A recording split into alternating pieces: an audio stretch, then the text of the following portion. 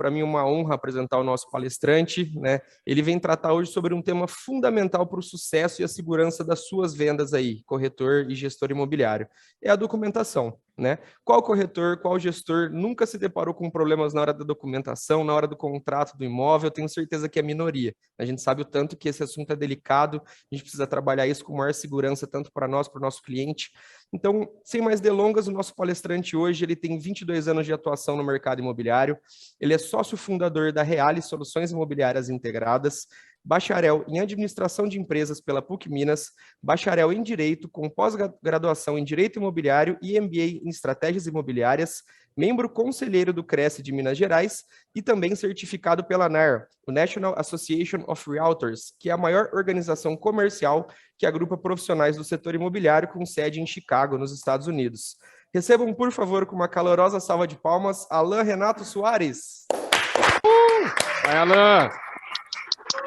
Peso pesado, hein? Esse aí, que currículo. E aí, Alan, como é que você tá? Como vai? Tudo bem, gente? É um prazer, uma honra estar aqui com vocês. Quando o Flávio fez o convite, em nome da Arbo, eu fiquei muito feliz. Falei assim, ô Flávio, mas só tem fera lá na Arbo. Será que eu estou à altura dessa turma toda?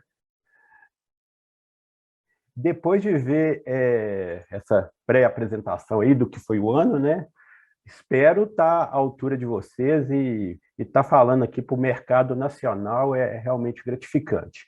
Antes de entrar, eu queria, como 22 anos de mercado imobiliário, gente, um pouquinho fugindo um pouco do protocolo da apresentação, eu queria parabenizar as mulheres. Há 20 anos atrás não tinha nem 10% de mulheres no mercado imobiliário. E hoje, o último ranking aí, 3 mulheres. Vocês estão de parabéns e é isso mesmo, ver que o mercado está para todos e as mulheres estão cada dia mais destaque nesse mercado imobiliário. É muito bacana ver isso. Vamos bater palmas isso aí.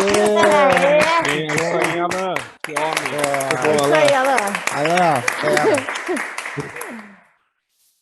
E vou começar falando aqui que a documentação imobiliária ela é um assunto muito complexo, muito amplo. Então, eu pontuei, até por questões de tempo, né? Se a gente tirar 7 dias aqui de documentação imobiliária, é pouco para a gente falar. Então, eu pontuei para trazer alguns casos concretos. Porque o que eu acho muito bacana, e esse mercado imobiliário, em 20 anos aí de atuação, 22 anos de atuação, a gente aprende, desaprende e reaprende o tempo todo. O que eu sabia há 20 anos atrás, com certeza não se aplica mais hoje. No início do que eu entrei no mercado imobiliário, todo o mercado imobiliário estava voltado para o produto. Eu vendo o imóvel. E o cliente era o segundo plano, né? Porque está todo mundo focado em produto. E hoje as pessoas estão entendendo que o mercado imobiliário está voltado para as pessoas.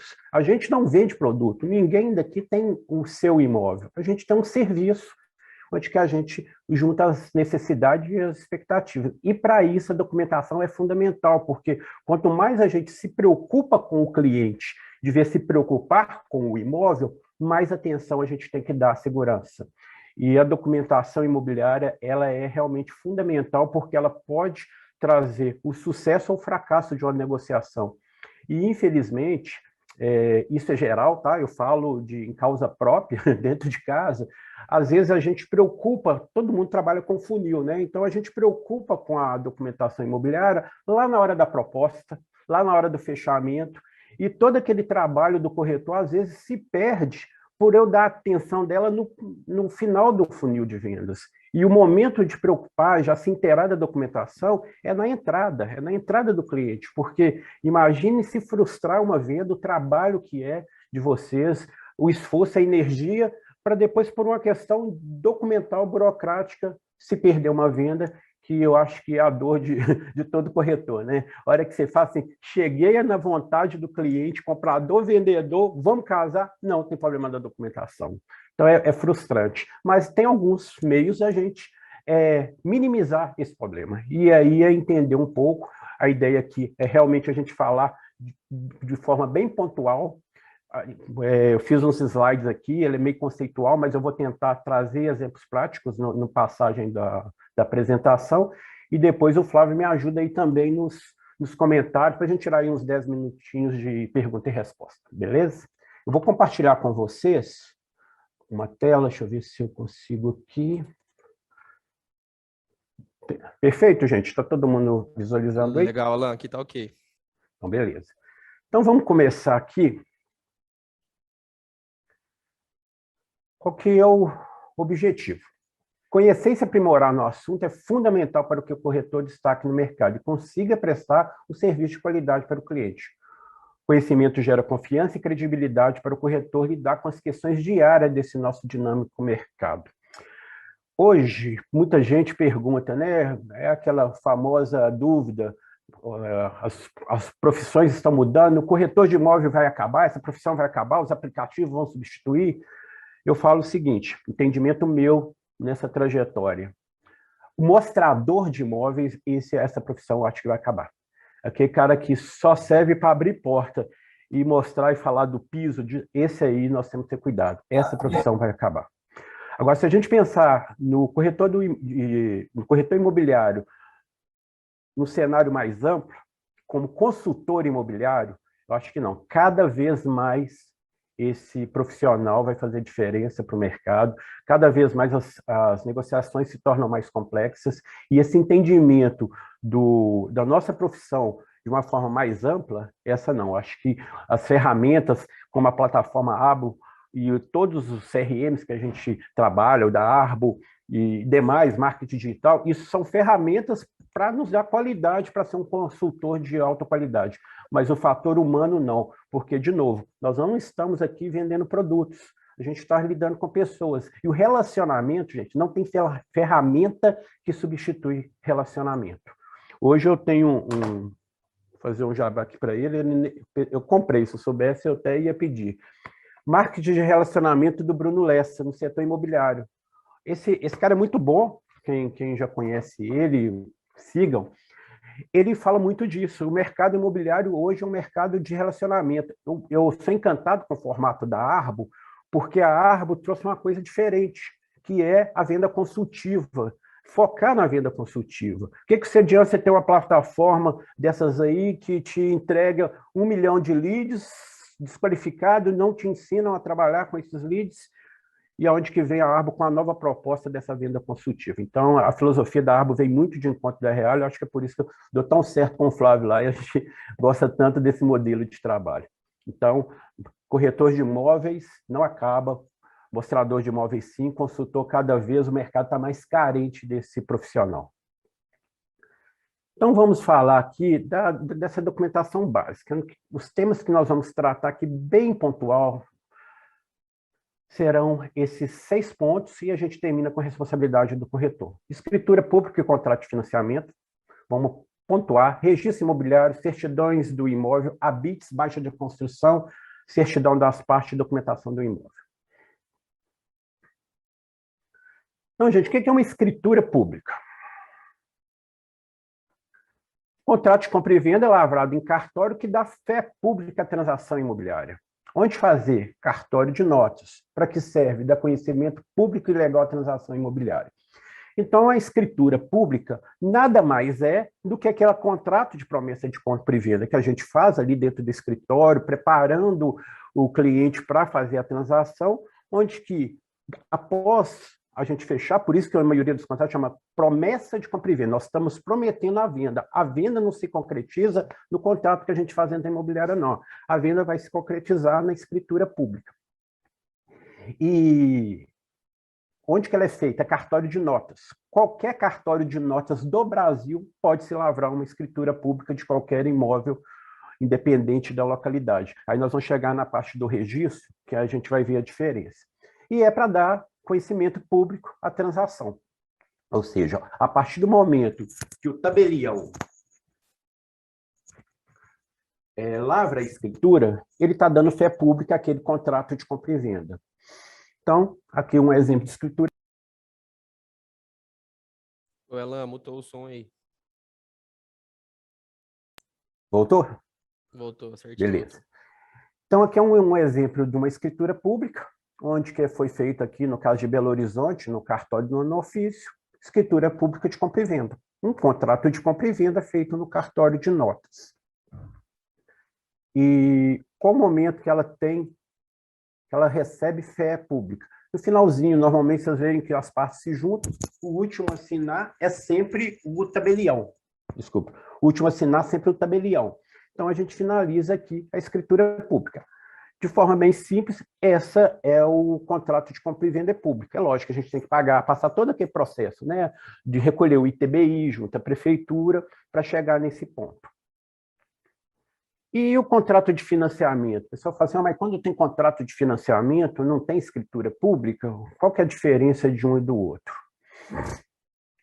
O contrato de financiamento, ela tem, não sei se vocês já viram esse termo, né? O contrato da Caixa tem força de escritura pública. Sim, o contrato de financiamento, assim como o tabelião da fé pública e tem competência para fazer o translado daquela escritura, fazer aquela documentação, o contrato da Caixa também tem essa força de escritura.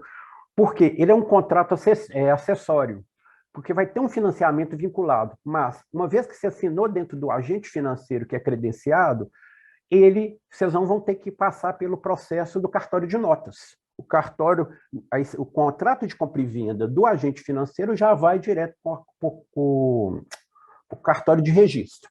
Então, aqui, a gente tem essas duas diferenças, mas, em regra, o contrato de financiamento, sempre que tiver financiamento, crédito habitacional, vai ser o contrato de financiamento do agente financeiro, e, em regra, as compras e vendas à vista serão feitas no cartório de notas. Pode ter venda à vista, pode ser venda financiada no cartório de notas? Sim. Se o proprietário resolver colocar uma nota promissória vinculada na escritura pública e parcelar diretamente para o comprador, ele pode ser feito. Mas se a gente falou de financiamento, é o agente financeiro que vai ter esse contrato de escritura pública.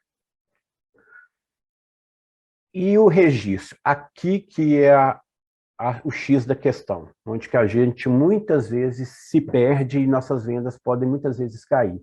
Aqui o registro é a parte principal, é como se fosse o CPF do imóvel. Mas meu imóvel tem escritura e não tem registro. Então, vamos lá. Tem duas coisas que meu avô falava. Quem compra terra não erra, essa é antiga, todo mundo já ouviu, e a outra é, quem não registra não é dono. Essa sabedoria popular de quem não registra não é dono, vocês não têm noção da força dessa frase. Por quê? Não sei nos outros estados, eu falo Belo Horizonte capital, tá? Não estou indo para o interior, não. A quantidade de imóveis sem registro imobiliário. São muito, muito mesmo. E o que acontece aqui, a questão do registro? Porque a escritura pública, falei com vocês que pode ser passada em qualquer cartório do Brasil.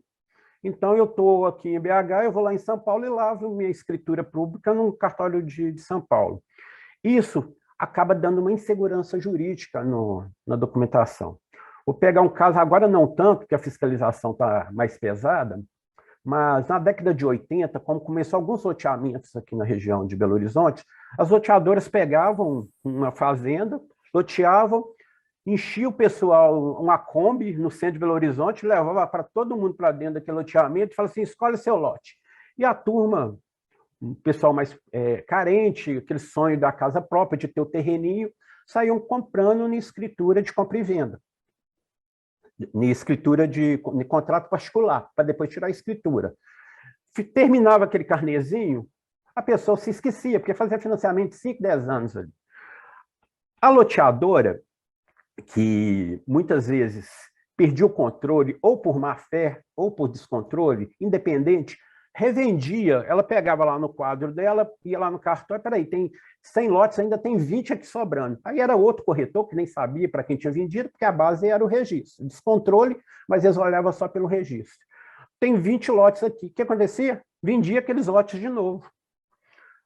O cliente que comprou por último, às vezes mais cuidadoso, ia lá, quitava escritura e registro.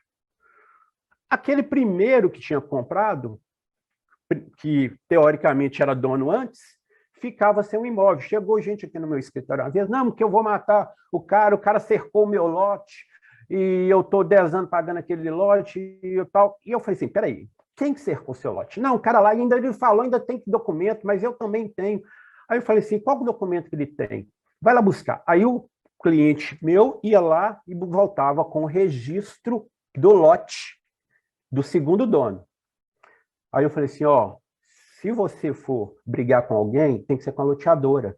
Esse comprador é um comprador de boa-fé como você, só que ele teve o cuidado de tirar a escritura e registrou. O lote é dele, mas eu paguei. Falei assim, exatamente, mas você não registrou. E se você não registrou, não adianta brigar com esse comprador de boa-fé. Nós vamos ter que mover uma ação contra a loteadora.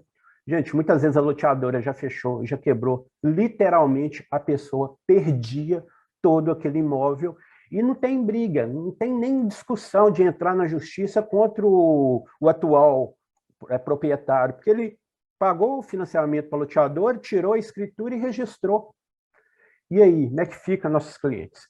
Então, é muito sério isso. Muitas vezes, na hora da captação, né, de angariar, os clientes têm muita resistência em dar registro. Eles acham que aquilo ali é um documento a 7 chaves e, não vou te dar registro. Mas coloquem isso como um benefício. Falam assim, ó, me passa o seu registro para eu te ajudar a analisar a sua própria documentação. Inventário, às vezes, o cliente passa, fala assim, não, está tudo certo. O cliente fala, não, a documentação está toda certa. Aí, a hora que você chega lá, o imóvel está registrado no nome do pai que faleceu, e a pessoa não tem conhecimento, ela não sabe que tinha que ter feito inventário daquele imóvel. Muitos clientes acham que aquilo é automático. Eu sou filho único, meu pai faleceu, o imóvel é meu. E aí, a hora que a gente vai fechar, está lá no nome do pai, que já faleceu há tantos anos. Aí você vai sentar e explicar isso tudo para o cliente. E às vezes a gente descobre isso, como eu falei, lá na hora do fechamento.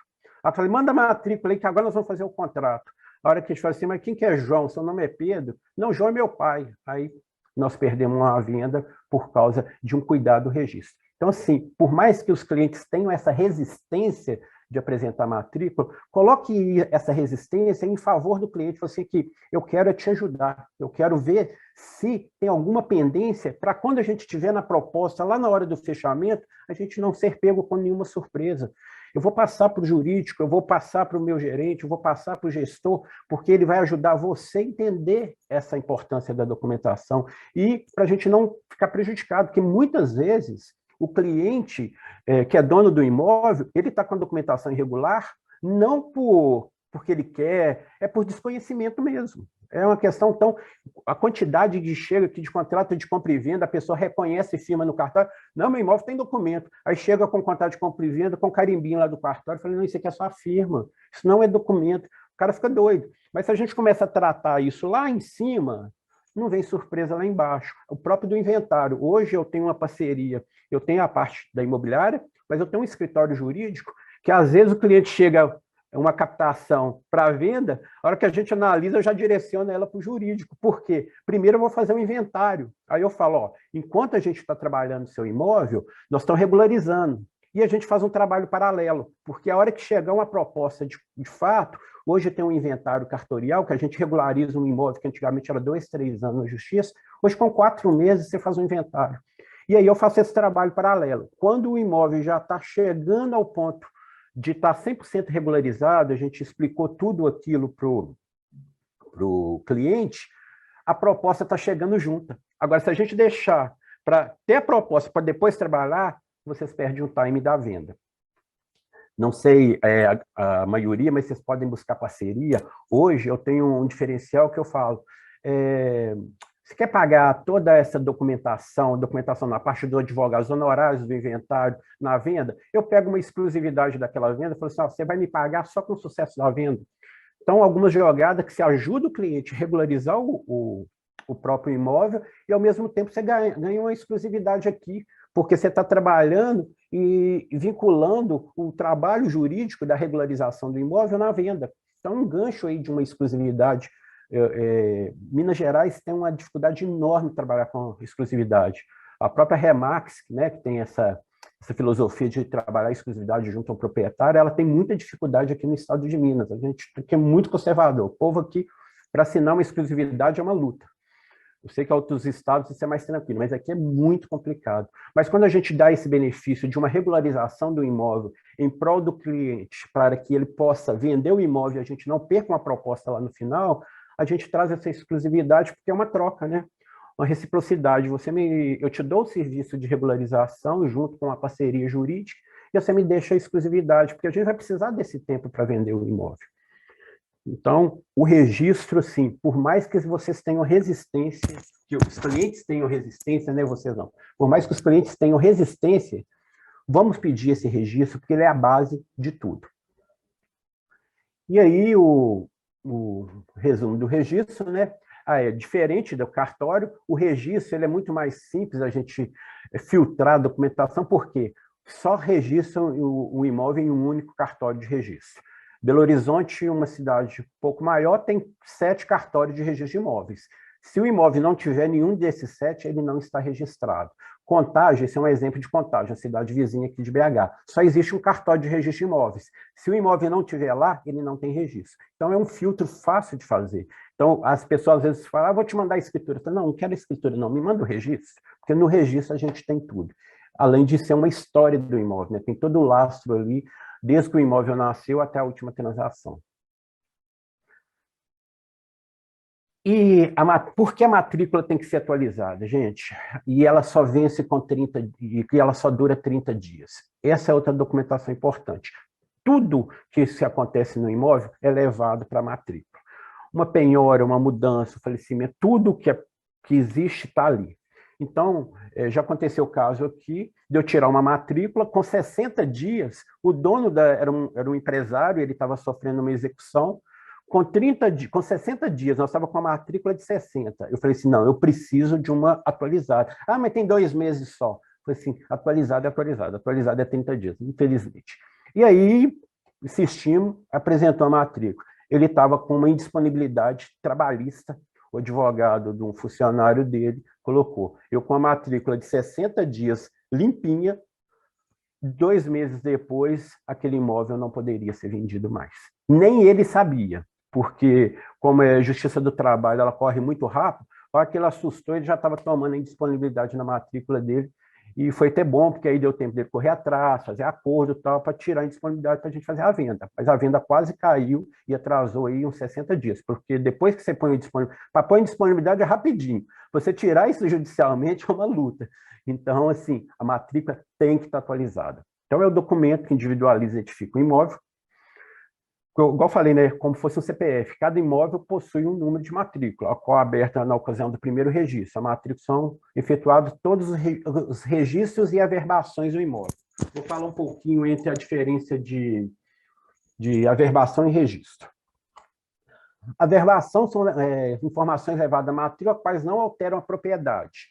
Eu comprei solteiro, casei, eu levo, as pessoas também não fazem isso. Casam, não, ninguém pega a certidão de casamento e leva no cartório imobiliário. O certo seria fazer isso. Então, às vezes, a gente está vendendo imóvel da Caixa, né? Pô, não está averbado o casamento, tem que averbar. Informações levadas à matrícula do imóvel não altera a propriedade. Então, uma disponibilidade é uma averbação. Um casamento é uma averbação. Tudo que não troca o imóvel, a titularidade é a averbação. Casamento, separação, falecimento, habites, né? Isso nós vamos falar um pouquinho de habites também. E o registro. O registro é um pouquinho pior do que a averbação, porque o registro ele vai identificar uma alteração de propriedade. Então, às vezes, o imóvel estava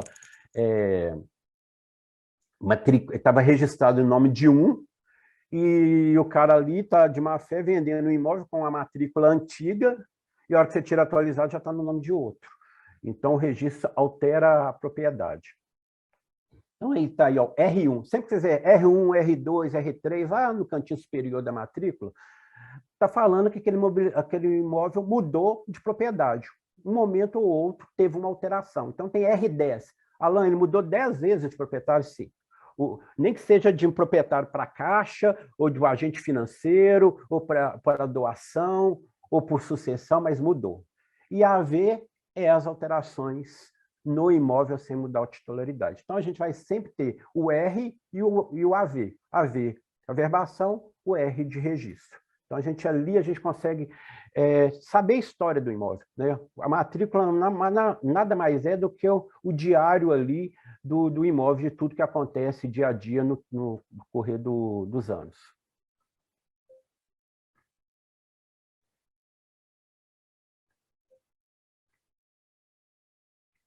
Mais exemplos aí de registro. Flávio, você vai controlando meu tempo aí, tá? Não, vai tranquilo. Certidões, gente. Muitas vezes a pessoa só pega certidões, só a matrícula está atualizada. A certidão de ônus, normalmente fala, mas precisa matrícula e certidão? Precisa, porque a certidão ela é específica de ônus. Se tem dívida, se tem disponibilidade, o exemplo que eu falei de uma penhora do imóvel ali por uma ação trabalhista, civil, qualquer um. Então, assim, o ideal é sempre a gente ter uma certidão de ônus. Eu não gosto de pegar sinal de negócio sem ter esses dois documentos. Certidão de ônus, fica mais caro? Fica. Mas a gente está trabalhando com dinheiro de terceiro e essa é uma responsabilidade nossa de exigir esse documento. Fiz um contrato, fui fazer uma revisão. Semana passada o cliente falou assim, o sinal de negócio era dado no ato da assinatura da promessa de compra e venda. E a certidão de ônus será apresentada com 10 dias. Eu falei, não, tem que ser o contrário. Você tem que apresentar a certidão e pega o sinal daqui a 10 dias. Ou que seja simultâneo. Porque é aqui que a gente vai ter certeza que o imóvel está redondinho. São de cobrar os exemplos, né, disponibilidade. Inclusive, até os órgãos públicos podem colocar em disponibilidade nos nossos imóveis, nos imóveis de nossos clientes. Então, aí alguns exemplos de indisponibilidade que aparece e a gente tem que sempre estar atento à data. Esse aqui é outra luta, vou falar de novo do mercado mineiro. Falando de Belo Horizonte, hoje a gente deve ter 80% dos nossos imóveis, eu estou colocando um número baixo, para não falar 90%, porque eu tinha uma estatística aí de 2010 uma vez, então já passou muitos anos, era 80%, era 90% na época, eu acho que hoje deve estar uns 80%.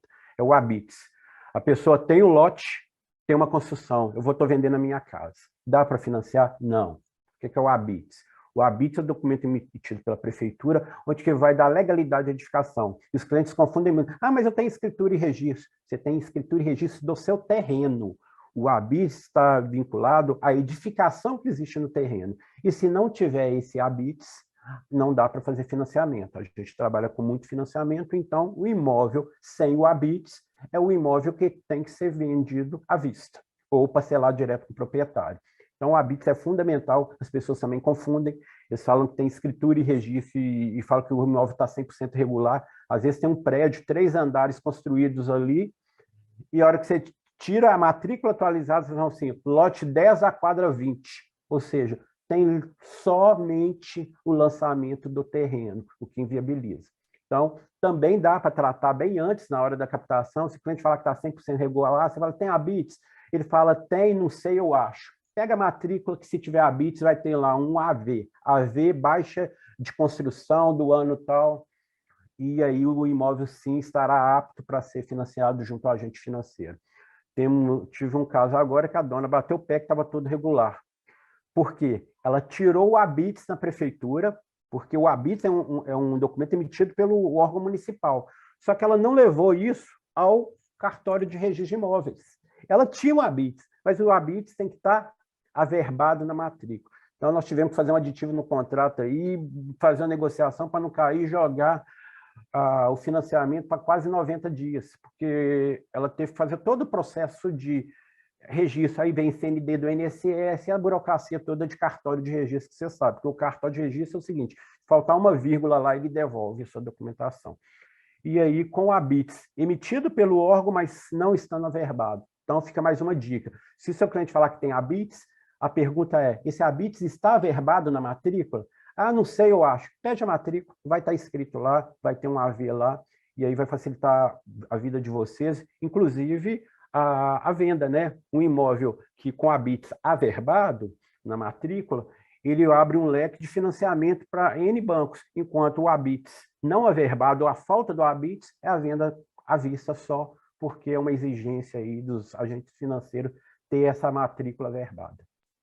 Alan, desculpa te interromper um pouquinho, a gente está chegando no finalzinho aqui, até pedir se podia dar só uma aceleradinha, para a gente conseguir abrir para pergunta para o pessoal também, que eu acho que deve ter bastante dúvida aí. Beleza? Valeu. Aqui é outro exemplo. Certidões, gente.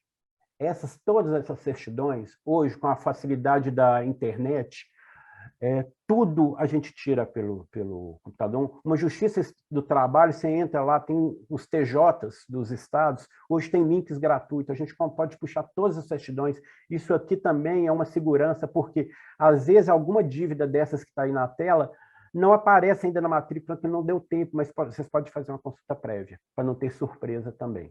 Então, são todas as certidões, a gente tira aí pelos órgãos.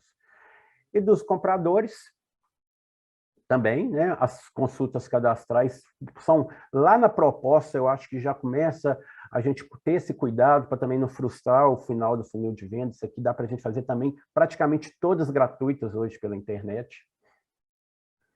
Do imóvel eu falei, matrícula atualizada de certidão de ônibus, a importância dele, né, a CND da prefeitura, que a prefeitura também é um fator que pode inviabilizar ou não a transação final da conversão. E aqui, já entrando no final, gente, hoje, voltando, que a gente não é mais mostrador de imóvel, o artigo 723 traz o corretor como corresponsável. Nós somos os profissionais técnicos, nós dominamos a documentação, o cliente procura a gente exatamente para ter a segurança do negócio. Antigamente, o corretor era assim, aí eu juntei as partes, vocês se viram aí, eu achei o imóvel, achei o cliente, acabou. O Código Civil veio para colocar uma responsabilidade maior nas nossas costas, e hoje a gente pode responder solidariamente, corretor e imobiliária, por uma transação mal feita por falta desses devidos cuidados. Então, hoje nós somos, de fato, consultores imobiliários, somos os técnicos responsáveis, e inclusive com responsabilidade civil em relação a isso. Então, finalizando aqui, a análise da documentação imobiliária, bem como das partes, é fundamental para que tenhamos uma venda de sucesso. Devemos sempre lembrar que nós somos os profissionais, devemos possuir conhecimento técnico para resguardar nossos clientes, que é para isso que eles nos procuram. Já este é um dos motivos que nos leva à compra e venda dos seus imóveis e o sonho de suas compras em nossas mãos. E é por isso que os clientes nos procuram. Gente, está meus contatos aí, redes sociais, eu tenho esse pessoal aí que eu solto algumas dicas imobiliárias, podem anotar, podem me chamar no Instagram, no Facebook, tem aí o da Reale. No mais, agradecer. É pouco tempo, muita informação, mas espero que tenha pelo menos curiosidade aí para vocês buscarem mais, eu estou aqui à disposição. Muito obrigado, Flávio. Ô, Alan, muito bom. Obrigado. Alan, Uma salva de palmas, gente. Meu Deus. tudo bem. Ô, Alan, eu Muito bom. tô há 14 anos nesse mercado imobiliário e 4 deles aqui dentro da Arbo, né? E você trouxe algumas coisas aqui para gente. Eu vou falar que são detalhes que o corretor de imóvel, por obrigação, deveria saber. E aí a gente está falando, você diz assim, um mostrador de imóvel, a gente acha assim, é aquele cara que está corretor, ele não é corretor de fato, porque se ele é corretor de fato, isso é uma obrigatoriedade de conhecer para fazer uma boa venda consultiva para o cliente. E, embora fosse uma obrigação, é um diferencial absurdo hoje no mercado.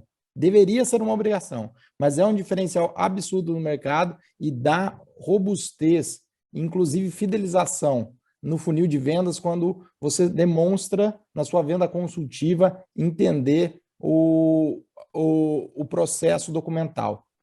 Imagino que a tua empresa tem esse diferencial tangível competitivo em que o cliente não sai daí porque ele fala, esse negócio é tão complexo que é melhor não fazer negócio em outro lugar, porque pode ser que o barato custe caro, é melhor eu fazer aqui um negócio com a Reale. Eu sinto isso da minha vivência como imobiliária, e a gente sempre teve um corpo jurídico, e eu sempre tentei, na imobiliária anterior, que eu tinha anterior à Arbo, a ter esse corpo técnico e o conhecimento passado para os corretores. E mesmo com esses treinamentos, hoje aqui eu aprendi coisas bastante diferentes, eu, de fato, não entendia tão claramente a diferença de averbação e registro, que hoje você trouxe brilhantemente, de um jeito fácil de a gente entender. E aí eu vou para algumas perguntas, talvez fugindo um pouco do contexto, que pela tua expertise jurídica no mercado imobiliário, uma das grandes dúvidas que o corretor geralmente pergunta para a gente aqui eu estou no meio de uma transação imobiliária, onde o proprietário não quer vender pelo preço cheio, ou seja, no preço que de fato foi a escritura, e ele quer fazer um preço abaixo, ou ele quer fazer para pagar menos imposto de ganho de capital. O que você declara sobre isso? Qual que é a tua visão sobre isso? E já apimentando esse assunto, a minha pergunta fica: algumas vezes eu vejo as imobiliárias fazerem o seguinte, não todas, mas aí algumas fazem o seguinte: se é ganho de capital sobre o imóvel, que é isso que o governo cobra, e eu fui lá e coloquei móveis no meu imóvel, móveis no meu imóvel, eu agreguei valor a este imóvel via móveis. Então, vamos supor que numa venda de R$1 milhão, eu faça essa venda por 800 mil do imóvel, mas eu venda num contrato particular R$200 mil de imóveis, para que tenha lastro dinheiro e para que tenha uma diminuição do valor do imóvel, para que não tenha tanto ganho de capital. Não sei se eu me fiz entender para todos, acho que o Alan rapidamente pega o que eu estou dizendo. E o que você acha sobre lucro imobiliário, quais são as suas dicas e qual é a tua validação sobre um case desse que eu acabei de falar? Bom, é interessante isso e realmente, às vezes, acaba virando um gargalo na negociação, essa questão do preço. Eu estou com um caso de uma cidade aqui do lado, muito parecido com o que você falou. Vou falar de trás para frente por causa da questão do móvel, que é até mais fácil entender. Eu entendo que é válido, sim, porque a partir do momento que você está pondo móvel, que a gente fala que porteira fechada, né, que você está vendendo tudo, e você desagrega aqueles móveis que estão e faz o contrato à parte para baixar, para mim é perfeito, porque de fato existe. Então, eu não vejo isso aí como errado, não. Até porque, se você for avaliar de fato, vamos fazer uma avaliação. Eu sou avaliador imobiliário e eu vou lá avaliar aquele imóvel. Eu não vou avaliar ele com os móveis, que eu estou avaliando o imóvel. Então, nada impede que se subtraia daquele valor para dar essa facilidade no ganho de capital. Aí, ó, já foi uma dica que valeu a call aí, para quem não conhecia essa jogada aí, ó. Muito boa isso. E para imóvel de alto valor, isso faz uma diferença danada. Agora vamos para o outro lado, que é o lado mais complicado, de abaixar o valor. Esse abaixar o valor, cada vez está ficando mais complicado, porque hoje a Receita Federal está cruzando tudo. Então, às vezes, se o cara cai num pente fino aí, comprou um imóvel de 1 milhão, passou por 500, mas entrou 1 milhão na conta, e aí, cadê o lastro para isso tudo? É muito complicado. A não ser que o cara vai pegar lá 500 mil em dinheiro na mala e passar para o outro. Só que mesmo que se for assim, a gente tem que pensar no cliente comprador, porque ele vai ficar prejudicado. Se ele comprou um imóvel de 1 milhão, passou uma escritura por 500 mil, e amanhã, daqui a alguns anos, ele vai vender aquele imóvel de 1,5 milhão, ele está tomando um prejuízo de 500 mil, porque o ganho de capital que o vendedor ganhou em cima dele, que a primeiro momento, para mim, tanto faz. Depende. Esse tanto faz se ele for vender depois, ele vai, de vez, pagar o ganho de capital sobre 500 mil, ele vai pagar o ganho de capital sobre 1 milhão. E o ganho de capital, gente, é 15% do lucro imobiliário. Nós estamos falando de R$150 mil de imposto, porque fez jogadinha na escritura lá atrás. Então, como eu sempre falo para os dois lados, eu deixo isso muito aberto. Eu falo que, às vezes, eu corro o risco aqui de perder negociações por excesso de transparência. Eu falei assim, se você está comprando esse imóvel para a sua vida, você não vai vender? Vai ficar aí 10, 15, 20 anos, vai para se aposentar? Beleza. Dá para fazer a jogadinha, apesar do risco com a Receita Federal, dá. Mas se o cara está pegando aquele imóvel, se o cliente está... e ele tem uma pretensão de venda futura, você está fazendo seu cliente comprador dar um tiro no pé quando joga esse imóvel para baixo. E o vendedor tem que entender também, né? E eu sei que está faltando 6 minutos, o pessoal da coordenação vai me bater aqui, de eu fazer mais uma pergunta, porque eles têm que... Mas sabe que eu vejo que bastante os compradores, os vendedores não fazem, é agregar valor de investimento no imóvel para aumento da valoração dele, ou seja, averbar novas construções, averbar reforma. E qual é a dica que você faz para que os corretores indiquem aos donos dos imóveis que melhorem o valor dele escritural na averbação? Cortou um pouquinho, deu uma falha na conexão no início da sua pergunta. Digo assim, tem imóveis que, vamos supor, eu estou vendendo ele a 1 milhão ele está para um valor escritural para mim de 500 mil, só que eu vou lá e faço reformas nele, e no valor de 200 mil reais eu não averbo isso na escritura, o quanto que, qual é o tamanho da dificuldade de se averbar uma nova construção dentro de uma construção para ganhar valor. Você acha isso complexo, custoso ou não? Não precisa nem averbar na construção, a não ser que você for fazer um acréscimo de obra e você mexer com a BITS. Mas hoje, o que eu falo com os clientes? Gente, comprou 10 sacos de cimento, pega a nota fiscal dos 10 sacos de cimento e coloca o endereço do seu imóvel. E chega lá para o seu contador, ó, eu gastei 10 sacos de cimento de melhoria. E aí, ano a ano, você pode ir melhorando o valor do seu imóvel no imposto de renda, e aí não precisa se preocupar com o valor dele lá na matrícula. Se o seu imposto de renda está regulando o preço ano a ano, você está agregando valor mesmo sem averbar. Isso atende, só que tem que ter a documentação, né? Eu não posso falar que eu gastei 1.000 sacos de cimento se eu não tenho a nota de nem de 10.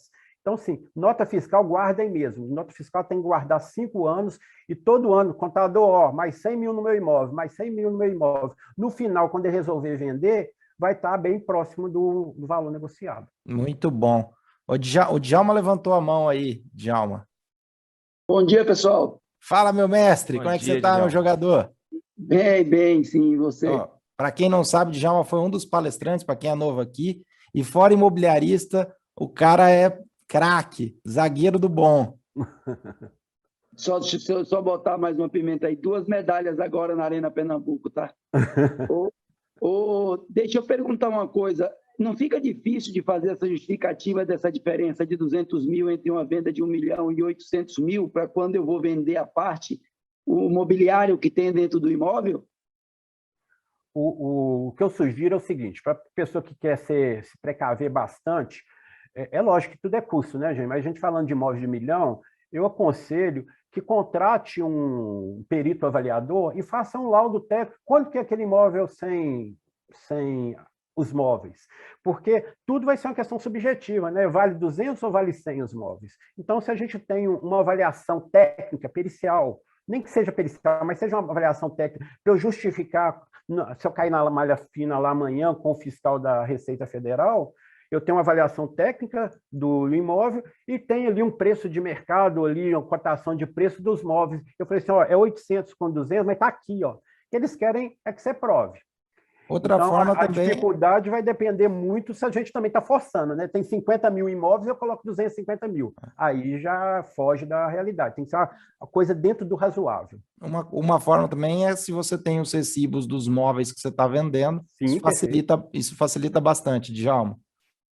Porque isso não é comum, nós tivemos problemas uma vez em relação a isso e teve que recolher essa diferença aí. Só mesmo com o contrato, a parte de documentação não foi suficiente para convencer.